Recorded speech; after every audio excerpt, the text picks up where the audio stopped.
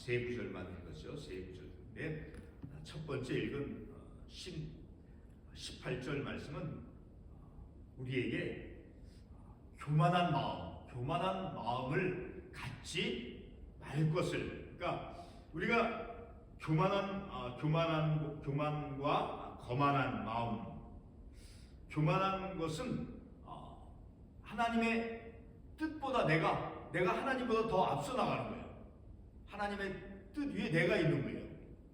그리고 거만한 마음은 교만보다 더 구체적인 표현으로서, 그러니까 우리가 교만한 것의 결과를 또한 말씀해주고 있죠. 교만은 패망의 선봉이요. 교만하면 그러니까 패망하기 전에 어떤 조짐이 있다라는 거예요.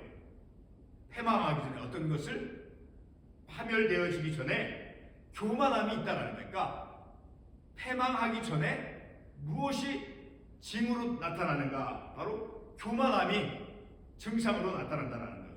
그리고 이어서도 거만한 마음은 넘어짐의 앞잡이가 실족하는 거죠. 그러니까 어떤 일에 실족하고 넘어지기에 앞서서 어떤 현상이 나타난다는 거예요. 영적인 현상, 거만한 마음이 나타난다는 거예요. 그러니까 앞에 있듯이 18절에 교만은 패망의 선봉이요. 선봉이 뭡니까? 맨 앞자리를 뜻하는 거예요. 그러니까 패망은 교만이 맨 앞자리에, 교만이 패망하는 것에 앞장서서 그 패망하는 것을 이끌어간다니까, 교만 다음에 무엇이 나타나느냐, 무엇이 이루어지느냐, 결과로서 패망이 이루어진다는 거예요. 그리고 거만한 마음은 넘어짐의 앞잡이니라. 그러니까 넘어지는 것을 이끌어간다라는 거예요. 넘어지는 그것을 실족하고 하는 그것을 거만한 마음이 이끌어간다라는 거예요. 그래서 이 말씀은 첫 구절, 우리가 18절 이 말씀은 교만한 마음의 그 위험성을 경고해주고 있는 말씀이다라는 것을 우리가 이 구절의 말씀을 통해서 알 수 있게 되어지죠. 자, 패망이라고 하는 것이 무엇입니까? 패망이라고 하는 것은 어떤 깨어지고 또 넘어지고 무너지는 것, 어떤 파괴되어지는 그것을 의미하죠. 자, 그런 어떤 삶의 어떤 무너지고, 삶의 어떤 깨지고 하는 그것은 바로 교만으로 일한다라는 거예요. 그러니까 교만은 인생의 어떤 실패, 이런 것을 이끌어가는 그 선봉이다라고 말씀하고 있죠. 교만은 패망 앞에 있는 거예요. 패망 앞에. 넘어지는 그 앞에 무엇이 있느냐? 교만함이 있고 거만한 마음이 있다라는 것을 이 18절의 구절에서 우리가 알 수 있게 되어지죠. 자, 선봉이 맨 앞자리를 뜻하는 것과 같이, 그리고 거만한 마음은 넘어짐의 앞잡이나, 앞잡이도 똑같은 의미의 선봉과 같은 맨 앞에서 이끄는 사람을 앞잡이라고 말하죠. 자, 그 앞잡이 맨 앞에서 무엇을 이끌어갑니까? 넘어지도록 이끌어간다라는 거. 무엇이? 내 안에는 거만한 마음이, 내 마음 안에는, 내 안에는 그 교만이 내 삶을 실족하고 내 삶을 무너뜨리고 내 삶이 파괴되어지도록 그 교만이 내 인생의 패망을 가져오도록 이끌어간다는 거예요. 그러니까 그 위험성을, 교만함의 그 위험성, 거만한 마음의 위험성을 이 첫 구절 우리가 읽은 18절 말씀은 그 교만한 마음, 교만한 것의 그 위험성을 지적해주고 있다라는 것을 우리가 이 말씀을 통해서 알 수 있어요. 자, 계속해서 우리가 이 구약성경 말씀을 볼 때, 자, 구약성경은 히브리어로, 이스라엘 나라 언어죠, 그렇죠? 그 히브리어로 이제 기록이 되어 있죠. 자, 그 히브리어 원문으로 해석을 하면 이런 뜻이에요. 교만은 파멸 앞에 있는 거예요. 내 앞에, 내 인생의 삶이 파멸된다라고 하면 내 앞에 무엇이 있느냐? 교만함이 있다라는 거예요. 교만은 파멸 앞에, 그리고 마음의 거만은 넘어짐 앞에 있다. 그러니까 넘어지도록 이끌어가는 거예요. 거만한 마음이. 그리고 파멸되어지도록 교만이 이끌어가는 거예요. 내 앞에서. 그러니까 내 앞에, 나는, 내 인생은, 무너지는 내 인생은 뒤에 있는 거예요. 내 앞에 교만함이 있고 거만한 마음이 있고, 교만함과 거만한 마음이 이끌어가니까 교만은 무엇을 이끌어가는 거예요? 패망을 이끌어가 선봉이라고 그랬잖아요. 그리고 거만한 마음은 넘어짐의 앞잡이라고 말씀하고 있잖아요. 자, 이렇게 이 18절, 이 9절 말씀은 다시 반복해서 말씀을 드리지만 그 교만한 마음의 그 위험성을 깨닫도록 이 말씀은 우리에게 교훈을 준다라는 것이죠. 그러니까 넘어지기에 앞서서 어떤 증상이 있다 나타난다는 거예요. 마음에 거만함이 있다라는 거예요. 그리고 파멸 전에 이제 한 증상이 나타난다는 거예요. 어떤 증상? 교만함이. 자, 이렇게 교만함, 거만한 마음, 이것은 어떤 실족하거나 실패되어지거나 파멸되어지기 전에 나타나는 증상들이다라는 것을 우리가 이 구절의 말씀을 통해서 깨달을 수 있다라는 거예요. 자, 그렇기 때문에 교만함이, 거만한 마음이 우리에 앞서서 가기 때문에 바로 같은 잠언 16장 5절 말씀에서 하나님께서 경고의 말씀을 하고 주시고 있죠. 자, 16장 5절 말씀을 같이 보겠습니다. 무릇 마음이 교만한 자를 여호와께서 미워하시나니. 바로 교만한 것, 교만한 사람, 교만한 것, 마음이 교만한 것을 하나님께서는 싫어하시고 미워하신다라는 거예요. 왜? 우리 인생이 교만한 자는 무엇을 가져와요? 파멸을 가져오죠. 실족하게 되어주죠. 그래서 하나님은 그것을 미워한다라는 거예요. 교만한 자를, 교만한 마음을 하나님께서는 싫어하시고 그러한 교만한 마음을 가진 자를 미워하신다라는 거예요. 바로 그래서 교만은 패망의 선봉이 되어지기 때문에 거만한 마음은 바로 실족하는 것을 이끌어가는 앞잡이가 되어지기 때문에 하나님께서는 그것을 싫어하시고 미워하신다라는 거예요. 계속해서 하나 더 보게 되면 이제 거만한 마음, 두 번째 16 우리 보면 첫 구절 읽었던 두 번째 마음이 거만한 마음이 나오죠. 거만한 자, 여기서 거만한이라고 하는 그 마음이 가지고 있는 거만한 그것은, 자, 거만한이라고 하는 것은 히브리어로 이제 고바흐라고 하는 말인데 그것은 높다라고 하는 뜻이에요. 높다라고 하는 고바흐. 자, 그래서 그 의미를 우리가 성경으로 깨달으면 거만하다는 것은 바로 높은 곳에 있다라는 거예요. 다시 말해서 하나님보다 피조물이 창조주 하나님보다 더 높은 곳에 있다라는 거예요. 다시 말해서 내 생각이 하나님의 생각보다 더 위에 있는 거예요. 그러니까 내가 하나님보다 앞서고, 그러니까 그 자식 자체가 바로 거만하고 교만하다라는 것을 우리가 그런 뜻을 통해서 알 수 있게 되어지죠. 그래서 늘 우리는 내 생각이 하나님보다, 내가 더 위에, 하나님보다, 하나님 말씀보다 더 위에, 하나님 말씀보다 더 앞서서 나가서는 안 된다는 것을 우리가 이 구절의 말씀을 통해서 생각해 볼 수 있죠. 자, 두 번째 구절의 말씀을 보도록 하겠습니다. 두 번째 구절, 겸손한 자와 함께하여 마음을 낮추는 것이 교만한 자와 함께하여 칼치물을 나누는 것보다 나으니라. 자, 여기서 겸손한 자와 그리고 교만한 자가 이제 대조되어지는 말이죠. 겸손한 자와 교만한 자. 자, 겸손한 자라고 하는 것은 바로 히브리어로 아나임. 자, 아나임이라고 하는데 성경에서 겸손한 자는 가난한 자와 같은 동일한 유사한 의미로 쓰여지는 말이에요. 자, 성경에서 겸손한 자 혹은 가난한 자를 어떻게 묘사하는가 우리 몇 군데 성경의 말씀을 통해서 찾아보도록 하겠습니다. 먼저 이사야 66장 2절 말씀을 보겠습니다. 이사야 66장 2절 말씀에 보게 되면 이사야 66장 2절 말씀 같이 한번 읽어보겠습니다. 66장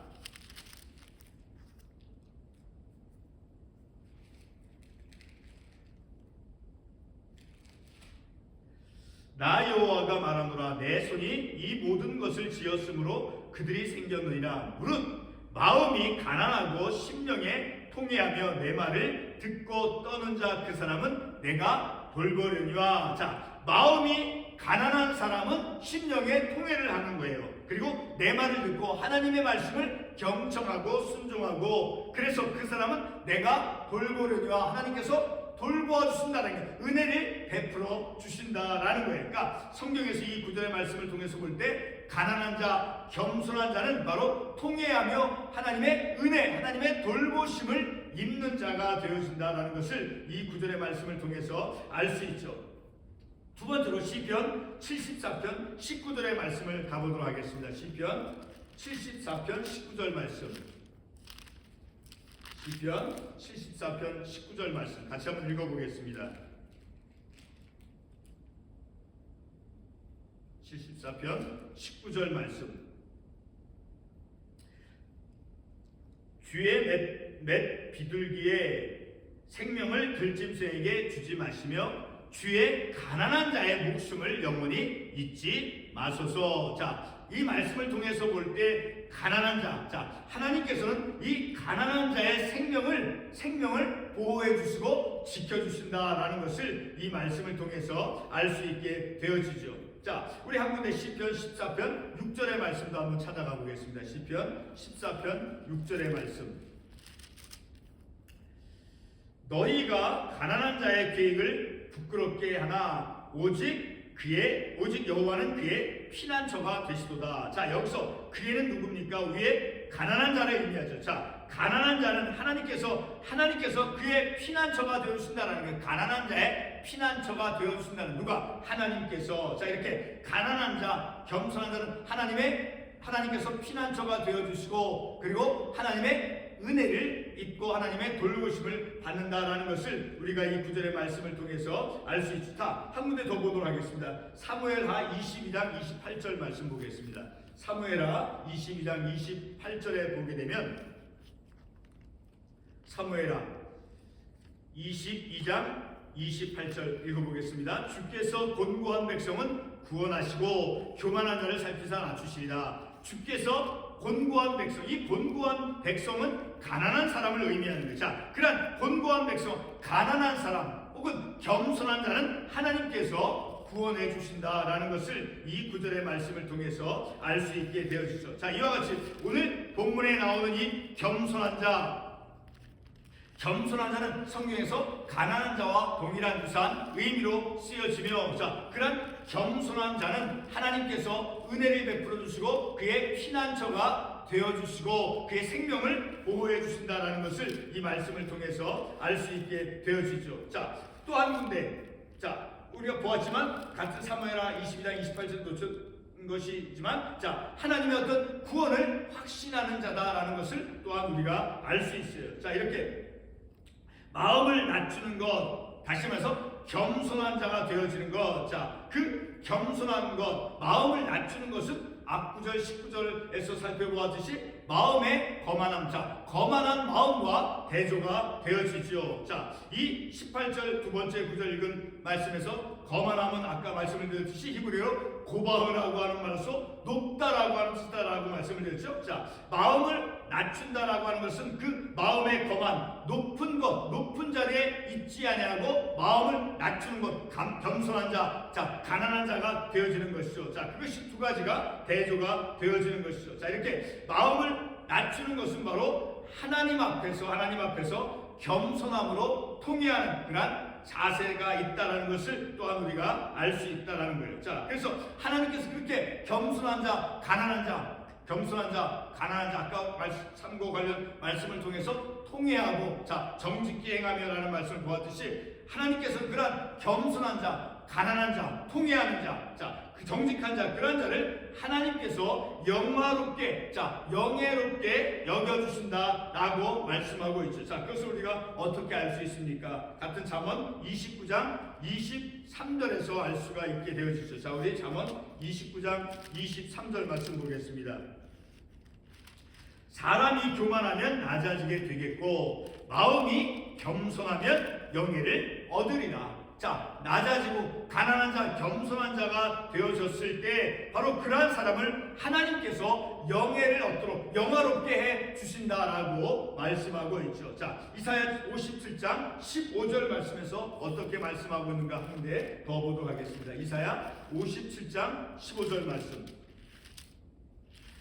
지극히 존귀하며 영원히 거하시며 거룩하다 이름하는 이가 이와 같이 말씀하시되 내가 높고 거룩한 곳에 있으면 또한 통회하고 마음이 겸손한 자와 함께 있나니 이는 겸손한 자의 영을 소생시키며 통회하는 자의 마음을 소생시키려 함이라. 자, 이 겸손한 자를 하나님께서 어떻게 해주신다라고 말씀하고 있습니까? 자, 겸손한 자는 마음이 그러니까 죄를 자복하고 통회하는 사람인 거예요. 자, 그런 마음이 겸손한 자와 함께 있어 주시고, 그리고 겸손한 자의 영을 소생시키며 통회하는 자의 마음을 소생시키랍니다. 자, 이런 마음이 가난한 자, 마음이 겸손한 자를 하나님께서 회복시켜 주시고, 자, 그의 마음을 늘 회복시켜 주신다라는 거예요. 자, 이와 같이 가난한 자 그리고 겸손한 자는 하나님께서 그를 영화롭게 해주시고 그의 생명을 늘 회복시켜 주신다라는 것을 우리가 이 말씀을 통해서 알 수 있게 되어지죠. 자, 그래서 이런 가난한 자, 겸손한 자는, 자, 다시 19절 말씀 돌아와서 겸손한 자와 함께하며 마음을 낮추는 것이 그렇게 통회하고, 자, 하나님의 은혜 아래 있고 하나님보다 앞서 나가지 않고 하나님보다 높이 있지 않는 자, 그런 겸손한 자, 가난한 자와 함께 마음을 낮추는 것이 교만하여서 하나님보다 더 높은 곳에 있어서 교만하여서 어떤 억압으로, 악행으로, 불의함으로 어떤 물건을 탈취해서 그 재물의 이익을 얻는 것보다 낫다라고 19절에서 말씀하고 있죠. 자, 이 19절 말씀에서 탈취물이라고 하는 것은 전쟁에서 습득한 그런 물건을 가리키는 것이죠. 자, 근데 이 탈취물을 어떤 사람이 취득한다라고 말씀하고 있습니까? 교만한 자와 함께하여 교만한 어떤 억압된 행동을 해서 악행으로, 자, 불의함으로 어떤 재물을 취득하는 자, 그런 것을 의미하죠. 자, 그런데 겸손한 자와 함께하여 마음을 낮추는 것이 겸손한 가난한 자가 되어, 그래서 교만한 자와 함께하여 탈취물을 나누는 것보다 낫다라는 거예요. 무엇 하는 것이 무엇보다 낫다라고 하는 그런 구조죠. 그것은 바로 하나님의 말씀, 하나님 앞에서 무엇이 옳은가를 깨닫도록 해주는 말씀이에요. 자, 무엇이 겸손한 자와 함께 마음을 낮추는 것이, 겸손함이 어떤 불의함으로 교만한 자와, 자, 하나님보다 더 높은 곳에 있어서, 자, 그래서 그런 사람이 어떤 악행으로, 불의함으로 물건을 취해서 그것을 함께 나누어서 재물의 이득을 얻는 것보다 마음이 겸손하여, 자, 마음을 낮추는 것이 더 낫다. 그러니까 무엇이 하나님 앞에서 옳은가를 이 구절 말씀을 통해서 알 수 있게 되어지는 거예요. 자, 결론적으로 20절의 말씀을 우리가 결론의 말씀으로 삼을 수 있어요. 자, 20절에 보면 삼가 말씀에 주의하는 자는 좋은 것을 얻나니, 자, 말씀에 주의한다라고 하는 것은 말씀에 조심한다라고 하는 거예요.